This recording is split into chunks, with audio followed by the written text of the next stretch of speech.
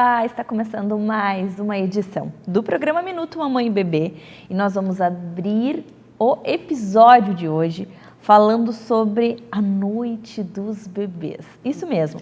E eu trouxe a Carol da Baby Boom, que aluga alguns brinquedos e objetos para facilitar esse processo que muitas vezes é desafiador, né, Carol? Isso mesmo, Mari. Aqui a gente, além de brinquedos, a gente também aluga alguns produtos utilitários e os que a gente trouxe para falar hoje são aqueles que deixam a noite dos bebês ainda mais prática. Ai, que maravilha, porque como eu falei, a gente sabe que no começo da vida dos bebezinhos, fora do útero, até eles se adaptarem com uma rotina, com essa questão do sono, é um desafio tremendo.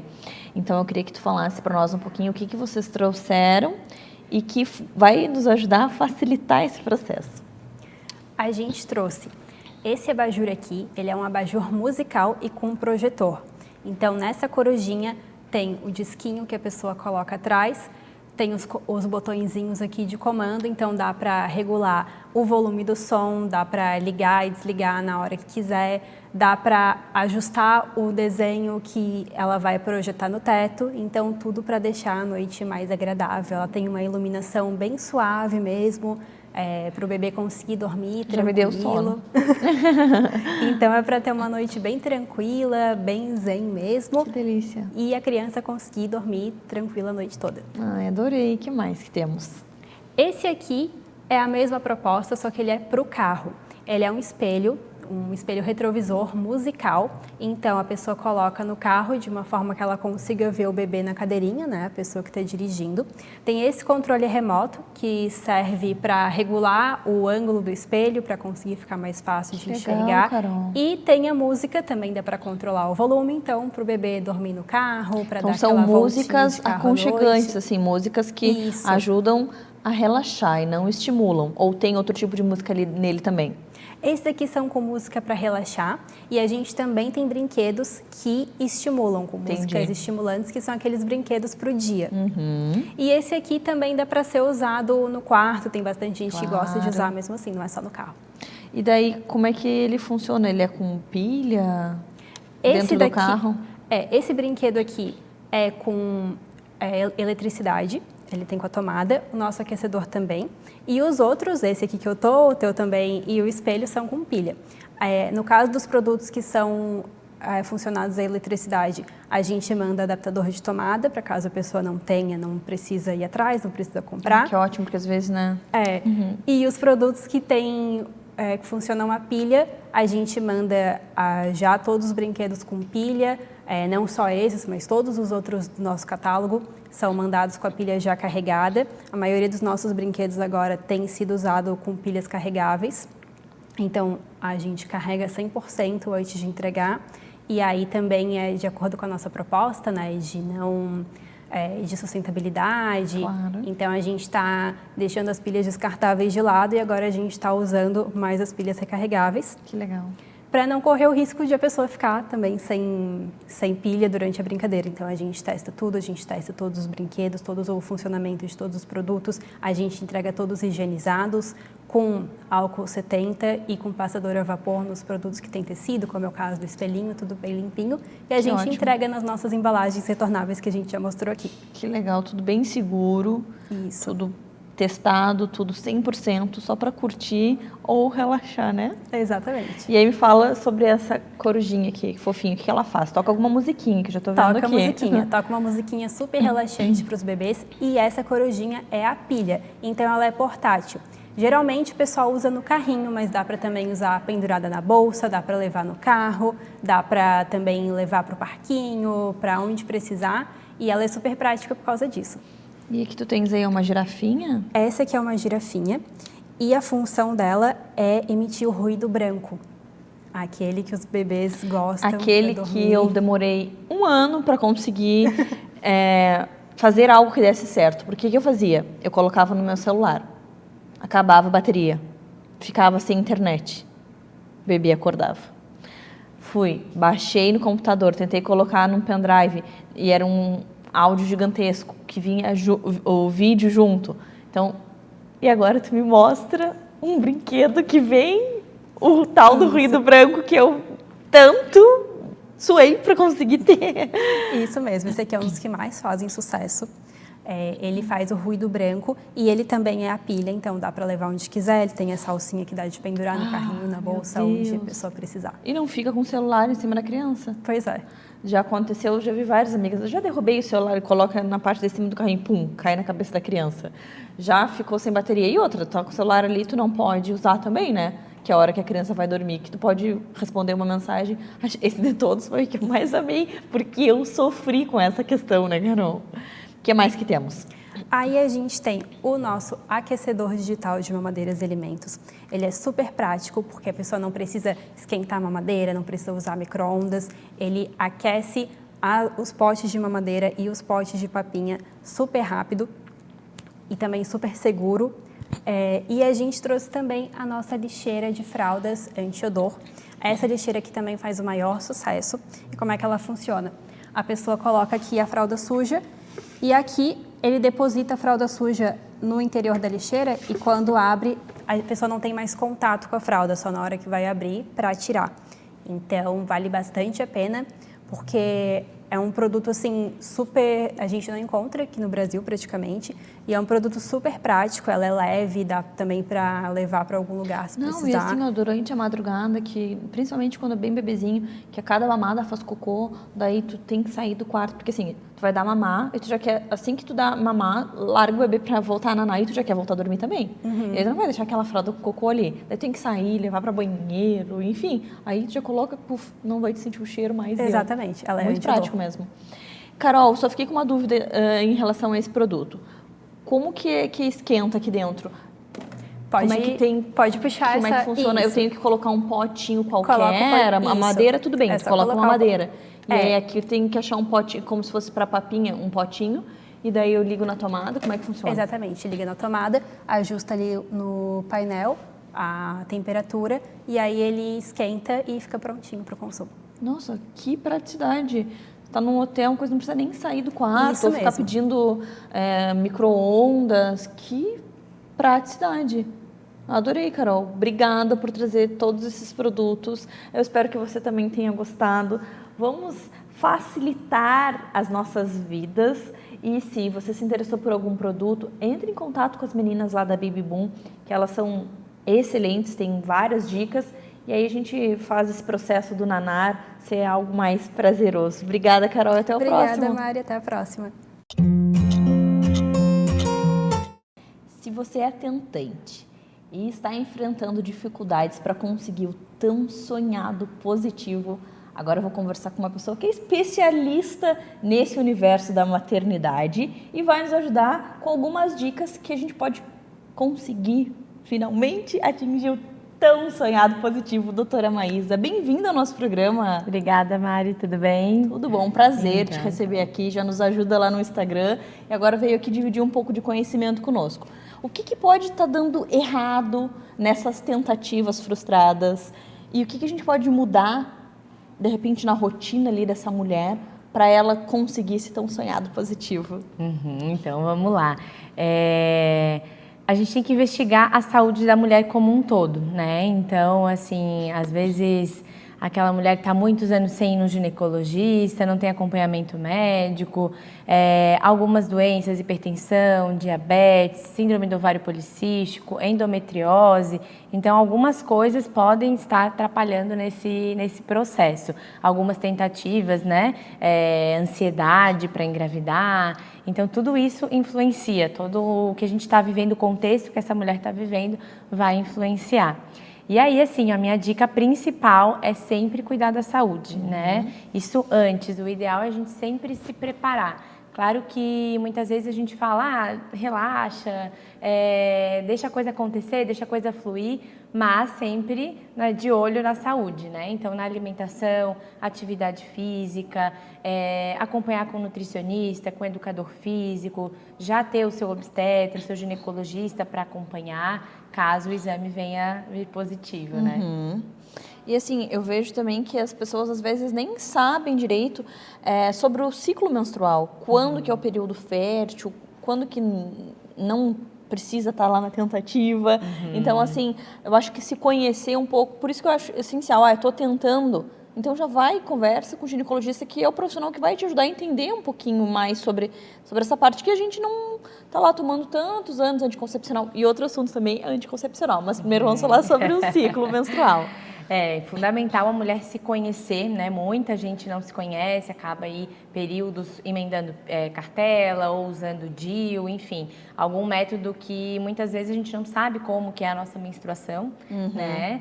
Então, é fundamental observar os sinais, os sintomas que o nosso corpo dá, realmente anotar os ciclos menstruais. Eu sempre peço para a paciente para fazer um diáriozinho da menstruação, né? O primeiro dia que desceu a menstruação, mais ou menos ali, se a gente tiver um ciclo de 28, 30 dias, que é a média de um ciclo regular, a gente vai ter o período fértil entre o 12º ao 15º dia do ciclo, né? Sendo que o primeiro dia do ciclo é sempre o primeiro dia da menstruação. Então, ficou menstruada, é o primeiro dia do ciclo, vai contar em média 12, 14 dias e aí vai começar a notar. Então, o desejo sexual fica aumentado, o muco vaginal pode ficar um pouquinho aumentado também, temperatura corporal também eleva um pouco. Então, são alguns sinais que o nosso corpo dá que a gente está entrando no período fértil. Isso é bem importante para conhecer, principalmente para quem já está tentando.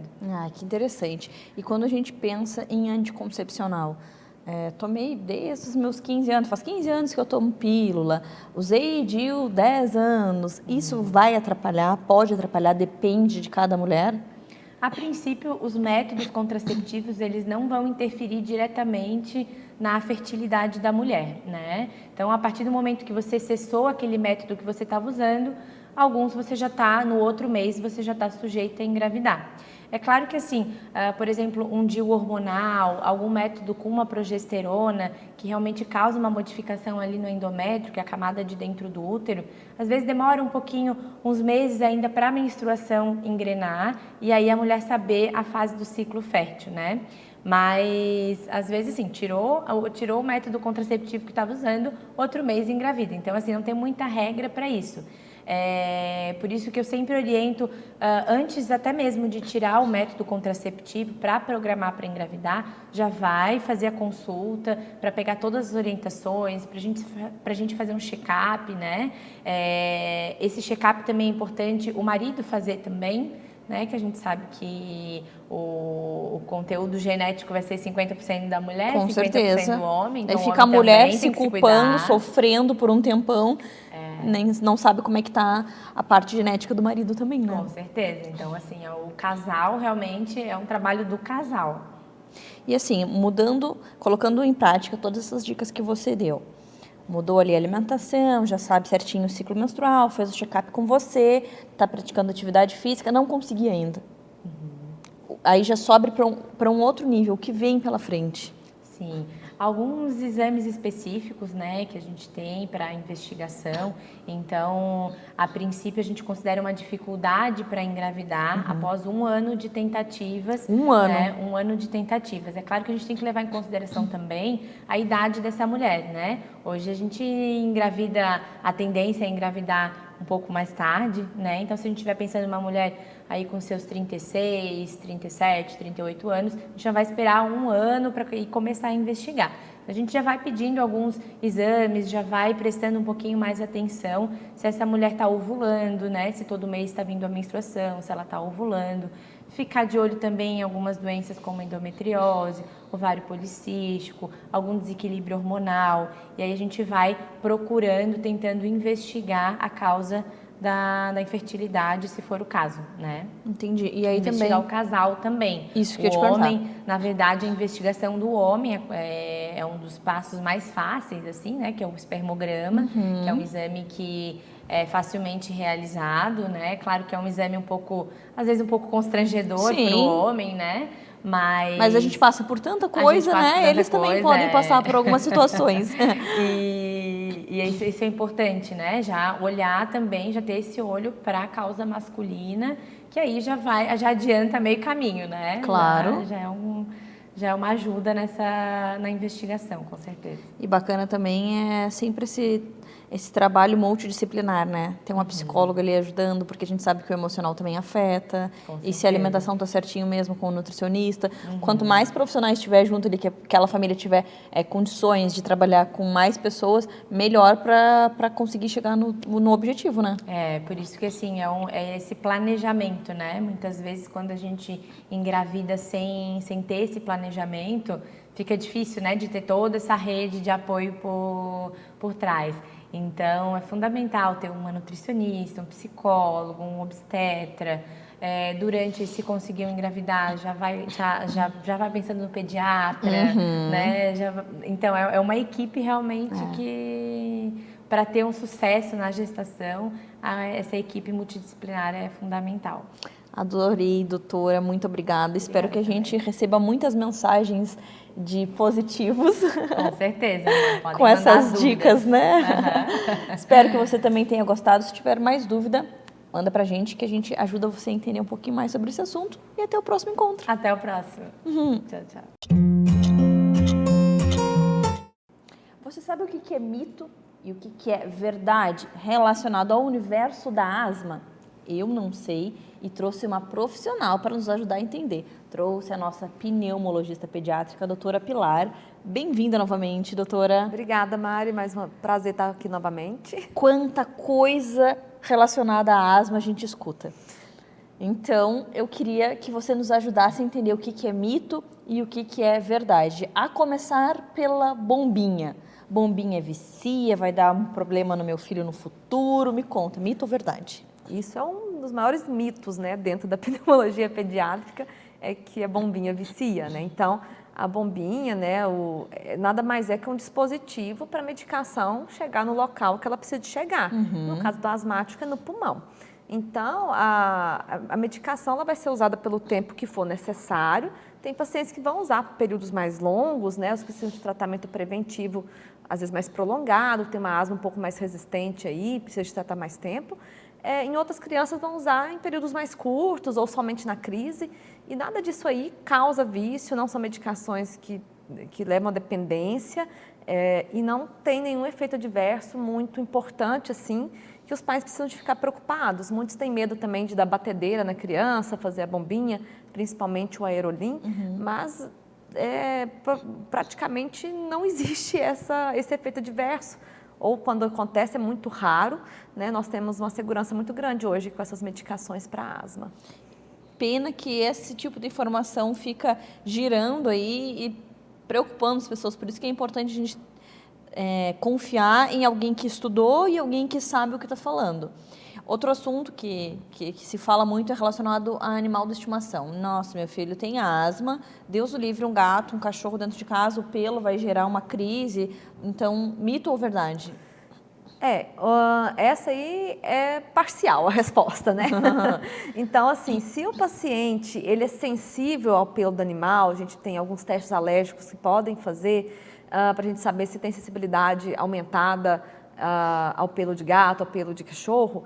Nesses casos, o que geralmente eu oriento é que pelo menos o animal, quando ele já existe na casa, não entre dentro do quarto da criança, não durma com ela na cama, porque aí a gente vai estar deixando o pelo, o ácaro que o animal carrega no pelo também, na cama, que é o local que a criança vai passar de 10 a 12 horas, né, coladinha ali no travesseiro, dormindo, respirando aquilo ali. Os pacientes que não têm tanta acessibilidade ao pelo, tem pacientes que vão ter mais problemas com a mudança climática ou com mofo, poeira, não tanto com pelo, esses pacientes até podem ter o animal, sim, adquirir mesmo, já tendo o diagnóstico de asma, mas ainda mesmo assim eu reforço, não entre dentro do quarto. E a gente tem outros animais que são os melhores para os asmáticos que eu falo, né? Às vezes um peixe, o aquário, né? Um cuidado com esses animais que não vão dispersar aí pelos e ácaros pela casa. Mas eu sempre falo que é uma decisão da família. Claro. Acho que não cabe o médico decidir sobre isso, mas a gente pode ter medidas que amenizem o problema. Né? Entendi.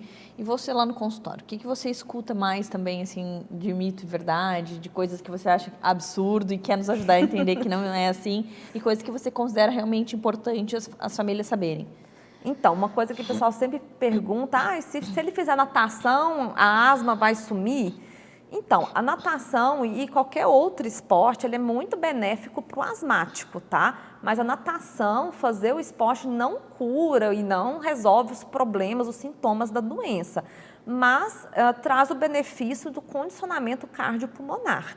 É lógico que a natação é um esporte bem interessante para o asmático pelo fato de estar na água, né? Num ambiente úmido, aquecido. Então, para a via aérea, é um ambiente melhor do que, por exemplo, um jogo de futebol num dia frio, que o ar frio é mais irritante para a via aérea.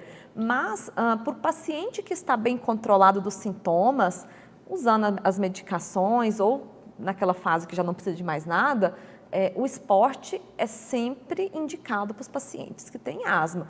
Claro que aquele paciente que não procurou pneumo, não faz nenhum acompanhamento, não faz nenhum tratamento e ele é asmático, ele vai ter mais dificuldade de prática de atividade física. Então, às vezes, aquele coleguinha que cansa no primeiro tempo ali do jogo, é o que tosse no final da brincadeira e acaba sendo excluído, né, das brincadeiras e dos esportes.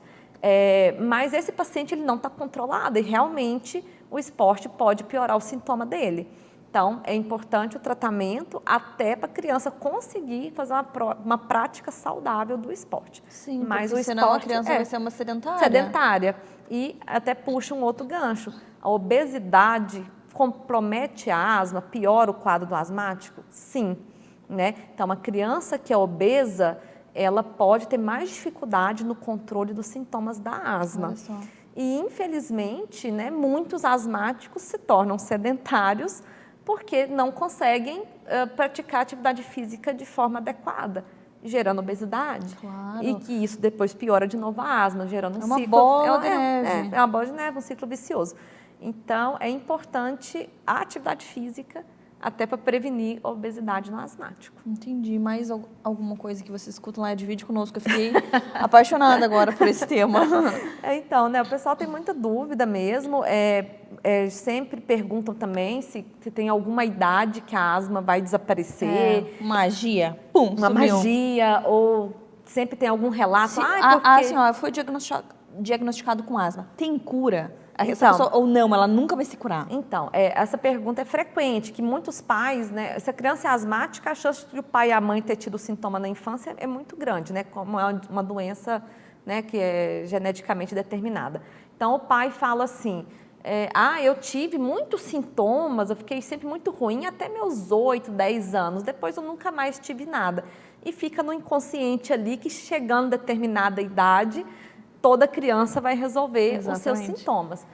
Isso aí é muito individualizado. Falar em cura, de fato, a gente não fala em asma, mas a gente fala de controle, né? Então, às vezes, tem crianças que, de fato, atingem determinada idade e a asma controla. Depois dessa formação pulmonar, depois do crescimento ali da via aérea, ela começa a ter quase nada de sintomas. Mas a cura, de fato, a gente não pode afirmar, porque às vezes a asma volta de novo depois de 20 anos sem nenhum tipo de sintoma, ela pode recorrer em outra situação da vida. Então, falar que curou porque ficou 2 ou 3 anos sem chiar, a gente não fala. Olha só que importante essa informação, porque Sim. realmente chega numa certa idade, não teve mais nenhum sintoma, está curado. Mas então saber que depois de um certo tempo, até 10 anos, pode voltar. Pode voltar na vida adulta, né? Então, não quer dizer que vai usar a bombinha para sempre pensando nisso, mas saber que existe um gatilho ali que pode ser acionado em algum outro momento da vida e voltar a ter sintomas, né? Então, o acompanhamento de perto é o mais importante, até para sanar as dúvidas, né? E as famílias ficarem mais tranquilas e calmas aí com os diagnósticos de asma, né? Doutora, adorei.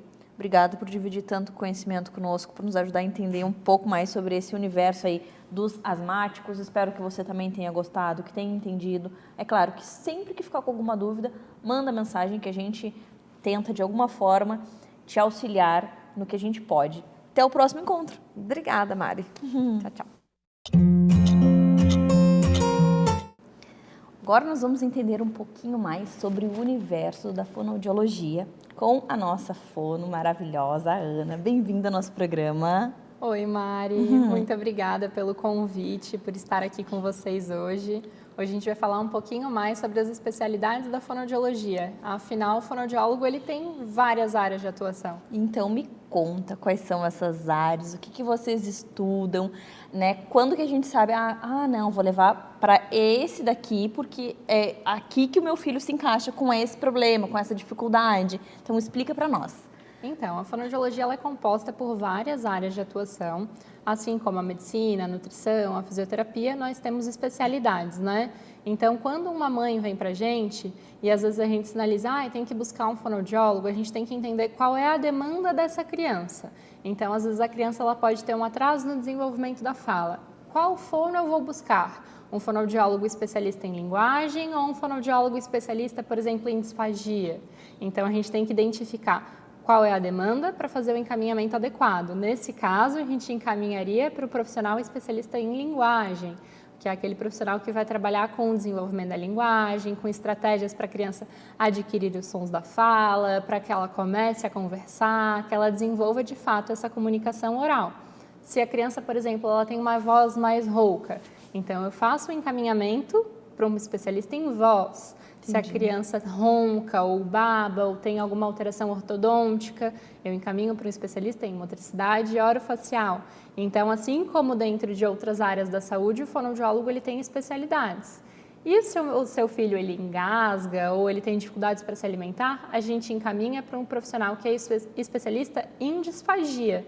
Então, tem uma série de especialidades dentro da fonoaudiologia. A fonoaudiologia educacional, que vai estar inserida dentro da escola, com orientações, estratégias para a parte de ensino-aprendizagem, para fazer os encaminhamentos adequados. Então, é uma área muito rica, assim como as outras áreas da saúde, e que a gente tem que conversar um pouquinho mais sobre isso. Que interessante realmente saber que são várias áreas nos faz enxergar de uma forma diferente, porque às vezes a gente só procura fonoaudiólogo, mas o que realmente aquela criança, aquela pessoa está precisando? Fala mais um pouquinho sobre se existe algumas outras áreas ou se você já citou todas. Não, existem outras áreas, por exemplo, a gente tem a área da audiologia, que é a área que vai trabalhar com as questões de audição. Então, se é uma criança que a gente desconfia que talvez ela tenha uma perda auditiva ou que ela não esteja escutando muito bem, a gente encaminha para um fonoaudiólogo que é um audiologista, que é um especialista em audiologia.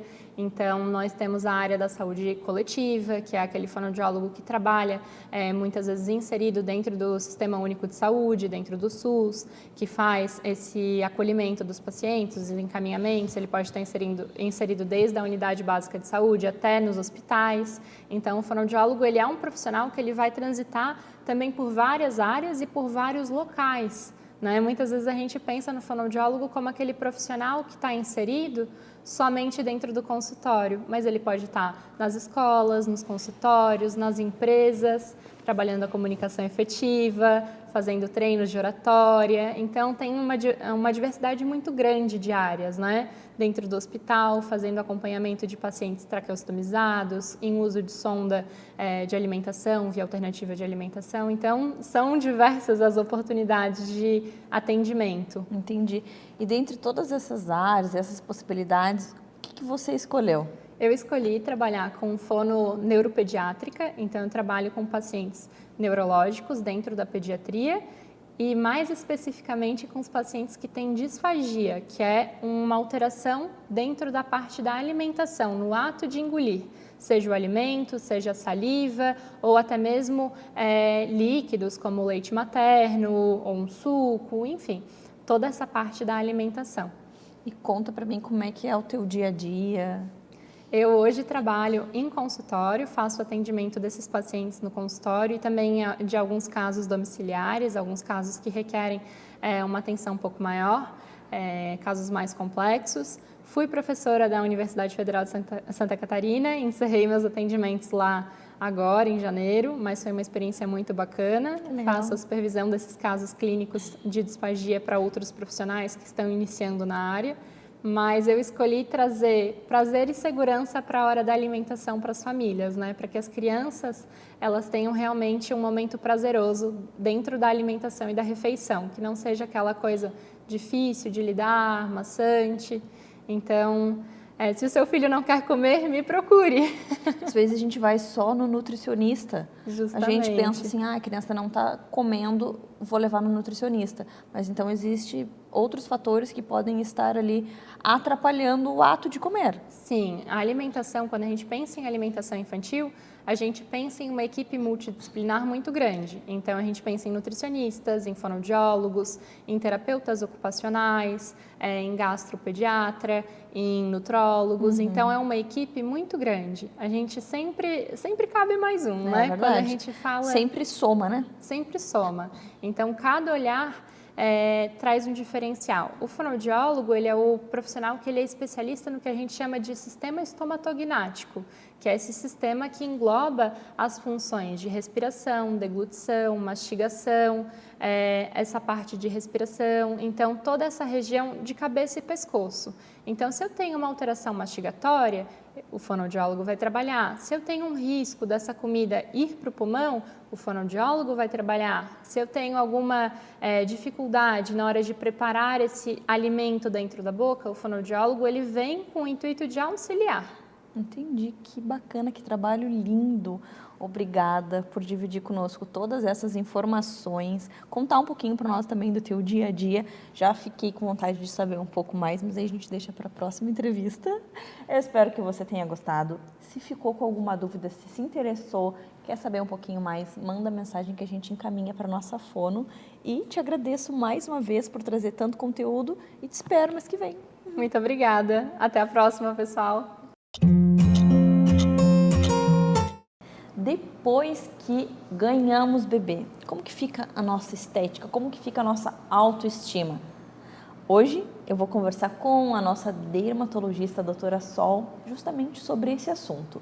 Sol, bem-vinda novamente ao nosso programa. Obrigada, Mariana. É sempre um prazer estar no programa e realmente fazia muito tempo que eu não vinha. Fazia, mas agora você veio cheia de conteúdo e isso que importa.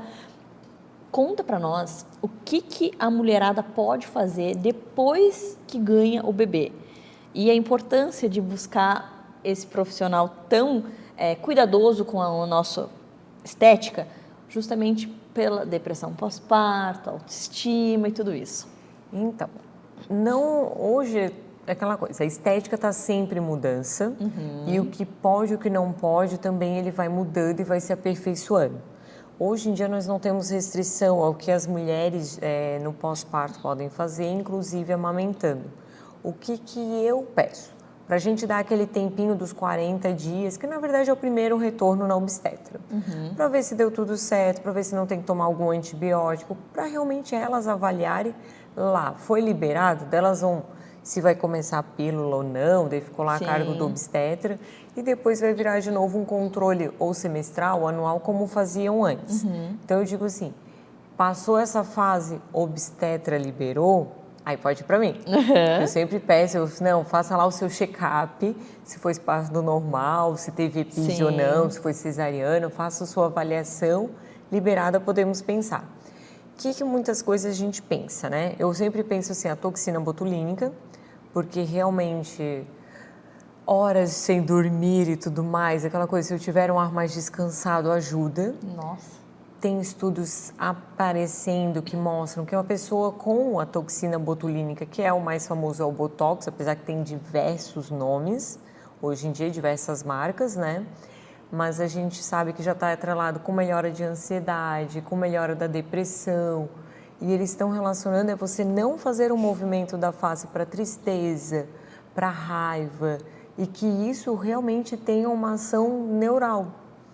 Olha só que interessante. Super interessante. Daí você pensa assim, mesmo nós, quem não teve sua depressão, não teve aquele blues puerperal, digamos a pessoa mais tranquila no pós-parto. Se a gente te perguntar hoje para essa mulher, não foi tão tranquilo, porque é um momento novo, é um momento de privação de sono, então acaba tendo um efeito até positivo para ela nessa situação. Verdade. E daí eu brinco que assim, é um momento de elas, às vezes, se elas conseguem sozinha, nem que deixem, vai lá, a avó, o marido, quem for, deixa lá embaixo na lanchonete, diz para dar uma volta, para elas entrarem, até poderem ter o seu momento sozinhas. Sol, tu vira mais do que dermato, tu vira dermato-psicóloga também, né? Isso, a gente acaba e como tendo. tu é mãe, aí a gente já começa a perguntar, desabafar. Exatamente. E depois tem as outras coisas que apareceram, melasma, que a gente sabe que grande parte das mulheres vão ter, estria, flacidez. Então aí nós vamos tendo os outros tratamentos estéticos que a gente vai poder fazer. E também já tem que fazer aquela revisão de prescrição, o que a gente pode, o que não pode. O que eu sempre lembro elas é que mesmo que sejam produtos que não têm restrição para o bebê, mesmo que eles estejam amamentando, eu sempre peço, usou o produto, passou, lavar bem as mãos, para depois quando encostar no bebê e tudo mais, não ter nenhum problema. Produtos que eu peço para passar no corpo, vai passar na mama, eu sempre tomo bastante cuidado se o bebê está mamando ou não. Então, essas coisinhas a gente sabe vai se ajeitando. Verdade. Porque devagarinho nós vamos voltando ao nosso corpo, não são somente as celebridades. Exatamente. Todas voltaremos. Só que algumas mais rápido, isso se chama genéticas, que não tiveram que fazer nada. Outras mais lentamente, mas isso é natural, é na nossa natureza. Com certeza. Então, nós vamos poder tratar essa flacidez, que talvez fique um pouquinho na barriga. Hoje é bioestimulador, é laser, nós temos muita opção. O que nós precisamos é realmente organizar a vida daquela mãe para a gente começar a se cuidar também. Verdade, Sol. E assim, a gente sabe que durante a amamentação, o bebê está ali sugando tudo que tem dentro de nós. Então, assim, vitaminas e tudo mais. Então, eu vejo muita gente reclamar de unha, perda capilar. E tem algo que a gente possa fazer para isso? Tem. Na verdade, assim, a unha, o cabelo acaba caindo, tendo isso daí um pouquinho. A amamentação suga bastante, só pela gestação também. Se elas tiveram uma cesariana, elas sangraram mais, que é natural. A cesárea é uma cirurgia, ela sangra mais que o parto normal. Então, nós saímos com uma anemia, digamos assim, que seria fisiológica, mas é do momento. Claro. Mas demora para se recuperar. Então, muitas vezes o que eu peço, dependendo das queixas, vai ser um exame para a gente ver se não temos nada para repor em relação aos exames. Se elas já estão com algum suplemento vitamínico ofertado pela obstetra ali para amamentação, talvez nem precise de ajuste, talvez já seja o adequado, ou dependendo do que elas estão usando, eu peço para pegar e reintroduzir algum outro associado ou avaliar com a obstetra se a gente pode fazer associado. Mas é uma fase que assim, é muito gasto calórico, é muito gasto energético no sentido, mesmo de não estar amamentando, mas essa privação de sono faz a gente ter um gasto metabólico maior. Aí nós temos que comer adequadamente. Sim. Porque os suplementos é um extra, Claro. mas a gente tem que comer. E daí a gente pensa assim, é normal eu perder bastante cabelo, a unha ficar muito fraca, mas a gente podendo ajudar e não deixar ficar... Quando a gente pensa no normal, a gente vai deixando. Eu acho que cada vez vai ficando pior, não é, Sol? Não, e a gente tem que lembrar que, assim, às vezes a gente acha que aquilo é normal e, na verdade, não é, né? Na verdade, o normal seria muito menos, às vezes, que eu estou sentindo, mas às vezes eu não tenho uma comparação, ou todo mundo diz assim, mas não se compare, daí você não se compare, às vezes eu estava pior. Na dúvida, eu sempre oriento as pacientes, vão no médico, vão no dermatologista avaliar, para ver se aquilo ali está adequado, se não precisa reavaliar mais intenso, ou se é só da fase mesmo. E hoje nós tivemos na pandemia, várias mulheres que no final da gestação ou logo depois ali no início do puerpério tiveram Covid. Então a queda de cabelo que ia acontecer, que era natural, veio mais intensa ainda. Então nós temos mais esse fator conflitante no meio. Né? Então daí assim, existe algo que a gente possa fazer pensando na queda capilar? Então, quando a gente pensa assim, em algo para fazer no sentido de evitar, não. A queda ela vai acontecer porque naquele momento daquele trauma, da cirurgia, do parto, do Covid, o cabelo morreu naquele dia, só que ele vai cair alguns meses depois. Então, ele morreu, mas ele fica na nossa cabeça, que é algo meio que a gente às vezes tem dificuldade em assimilar. E ele vai realmente começar a cair alguns meses depois. Então, em relação à morte do nosso fio, nós não temos nada para evitar. O que a gente pode fazer é fazer que os novos fios que venham mais rápido, venham mais forte. Então, isso a gente consegue fazer. E é isso que a gente vai atrás no tratamento para ofertar para essas mulheres. Isso pode ser feito no pós-parto mesmo? Isso pode ser feito no pós-parto mesmo. Olha só que interessante, né? E as pessoas acham que tem que ficar careca porque estão dando de mamar. Não, e quanto mais a mãe está bem, mais ela produz leite, quanto mais ela está relaxada, mais ela produz leite. Se ela não está amamentando, mais disposta ela está para atender aquele bebê. E no fim, assim, parece pouca coisa quando a gente fala. Mas quando a gente começa a conversar com outras mulheres, esse bem-estar faz toda a diferença naquela licença maternidade. É verdade. Só obrigada por nos ajudar a entender um pouquinho sobre o pós-parto, por trazer mais beleza para as mulheres.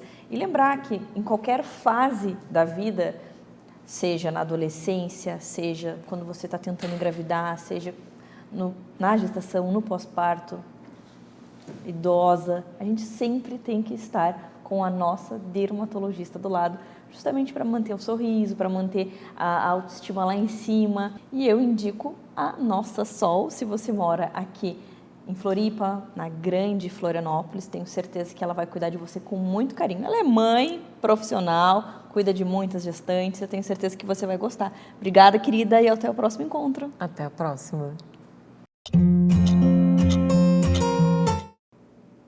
Agora nós vamos falar sobre um assunto que eu achei extremamente importante, até para acalmar o coração das mamães que tiveram filhos durante a pandemia. Esses 2 anos que a gente está vivendo de Covid. Então, eu trouxe a nossa fisioterapeuta infantil para nos ajudar a entender um pouquinho sobre o desenvolvimento dessas crianças que nasceram nesse período. Eu adorei esse tema, achei sensacional. Bem-vinda novamente ao nosso programa. E fala um pouquinho para nós, então, sobre o que você está vendo em relação a esse assunto. Então, eu resolvi trazer essa temática porque realmente tem sido uma demanda bastante grande, uma dúvida muito grande das famílias, né? E daí hoje o que a gente já sabe, né? Já tem vários estudos verificando isso, assim, para entender como que está o desenvolvimento das crianças. De uma maneira geral as crianças que nasceram na pandemia, elas estão demonstrando um impacto nas habilidades motoras amplas. Então, no desenvolvimento, quando a gente pensa na criança numa habilidade motora ampla, a gente vai pensar na capacidade de sentar, de engatinhar, depois de ficar em pé, de andar, né? Então, tem sim hoje um impacto nessas habilidades. O fato das crianças terem nascido na pandemia com um período de menor interação, de maior isolamento, de frequentar menos locais com outras crianças também, né? Que daí teria essa questão de a criança visualizar outra criança e ter essa interação, imitar o que a outra criança estava fazendo, né? Coisas que a interação traz, né? Exatamente. E daí, além dessa questão de impactar por ter ficado um pouco mais tempo em casa, um pouco mais restrito, também tem um fator bastante presente que se está estudando, que é a questão do estresse, né? Então, o estresse do receio, do desconhecido, de não saber como que ia ser, né? Todo esse cenário aí que a gente está descobrindo a cada tempo, né? Quando cada hora surge algo diferente. Exatamente. E daí esse estresse, tanto da mãe, né? Que estava ali grávida nesse período, quanto quando a criança nasceu. E daí, poxa, como é que vai ser, né? Será que vai dar para sair de casa? Será que não vai dar? O que vai acontecer? Então, hoje isso tem um impacto bastante grande no desenvolvimento das crianças e daí isso é interessante da gente abordar para as mães, para que se tranquilizem também um pouco de que, digamos, não é só o filho dela, né? Assim, poxa, é só o meu filho que está demonstrando essa dificuldade? E não, né? Hoje a gente já consegue ver isso de uma maneira geral nas crianças. Tem até um termo que é o bebê da pandemia, que é justamente isso. O bebê nasceu nesse momento, então ele sim está tendo características diferentes. Entendi. E outra coisa que deve acontecer também é se a mãe que ganhou um bebê agora na pandemia já tem um filho mais velho, e aí ela compara, poxa, agora o meu filho está com 8 meses, quando o maior estava com 8 meses, ele já estava se apoiando, estava quase caminhando. Sim. E aí esse tipo de comparação e essa cobrança de o meu filho é diferente, tem algo diferente, né? Sim, exatamente. E assim, essa comparação, ela deve servir como um norte só, né? Para não gerar também uma pressão muito grande nessa criança, né? Então, a gente sempre tem que cuidar com a questão da comparação para não entrar num limiar de muita cobrança, de essa criança não ter que lidar ali com uma expectativa muito grande, né? Mas quando se tem essa visualização, assim, do tipo, acho que era para ele estar um pouco mais ágil, acho que era para ele estar se movimentando Um mais. start para procurar ajuda, Esse né? é um alerta, né? Então, a partir do momento que se tem essa dúvida, é para procurar mesmo um profissional. Essa semana mesmo teve uma mãe que me mandou uma mensagem e daí ela conta, assim, que ela acha que a criança está com dificuldade, porque não parece que ele está conseguindo engatinhar, que parece que está difícil. E daí ela me fez a seguinte pergunta: tu acha que é muito cedo para eu me preocupar ou eu devo me preocupar? E eu respondi para ela, falei, olha, se te veio esse alerta, é a hora, né? Então não tem uma hora exata, mas assim, a hora que veio essa dúvida, é a hora de se preocupar e buscar ajuda. Até porque nós temos os marcos de desenvolvimento para nos guiar. Exatamente. Então, assim, a gente sabe que pode acontecer um pouco antes, também um pouco depois. Sim. Mas quando foge muito do que está estabelecido, Sim. então aí eu acho também que é um momento para a gente pensar. Com certeza. No tempo do bebê, todos vão atingir. Não é bem assim, porque pode ter algum probleminha ali e como qualquer doença diagnosticada no início, o tratamento é muito melhor. Com a certeza. resposta é muito mais rápida. Então, eu sou do pensamento de quanto antes, melhor. Sim, com certeza. E assim, o que acontece com a criança que tem essa dificuldade de conquistas mais amplas, mais complexas, é que a criança ela vai se frustrando também. Porque daí, vamos imaginar, a criança está crescendo, mas ela não está conseguindo refinar as habilidades dela, ela não está conseguindo desenvolver tanto essas habilidades. Aí o que acontece? Ela vai ficando um pouco mais chateada, né? Ela vai ficando um pouco mais frustrada por tentativas que não dão certo. Então, o engatinhar, para pegar como exemplo, é uma habilidade que a criança tem que se projetar, né? Ela tem que se levantar, se empurrar do chão, ficar mais alta. Se a criança tem uma dificuldade nessa habilidade, vamos ao exemplo, e ele tenta e não consegue, chega uma hora que muitas crianças deixam de tentar. Porque, poxa, tô tentando aqui, não tá dando, né? Imagina que Então, situação. é custoso, né? Então, é bastante importante ter esse alerta, né? Para que sim se busque um profissional especializado, porque a grande questão é, as crianças que nasceram nesse período, elas vão precisar de um pouco mais de mediação. Quer dizer o quê? Elas vão precisar de um pouco mais de ajuda para conseguir fazer esse start, né? Digamos que desbloquear o que está difícil de conquistar, para que depois, sim, daí ela toca sem precisar de tanta ajuda, né? Entendi. A grande questão é nessa fase agora. E aí, assim, a família te procurou, como que a gente começa a intervir com essa criança para que ela atinja, né, os marcos que a gente tanto espera? Sim. Então, nessa primeira consulta, já é possível identificar o quanto de dificuldade a criança tem, né? Tem criança que tem um pouco mais, tem criança que tem um pouco menos. Então, de acordo com a dificuldade que a criança apresenta ali no momento, a gente vai estabelecer um plano de trabalho, né? Que a gente vai definir a frequência que essa criança vai precisar ir para o consultório e junto com esse atendimento no consultório, eu passo orientações, né, e adaptações para a família fazer em casa para favorecer esse desenvolvimento.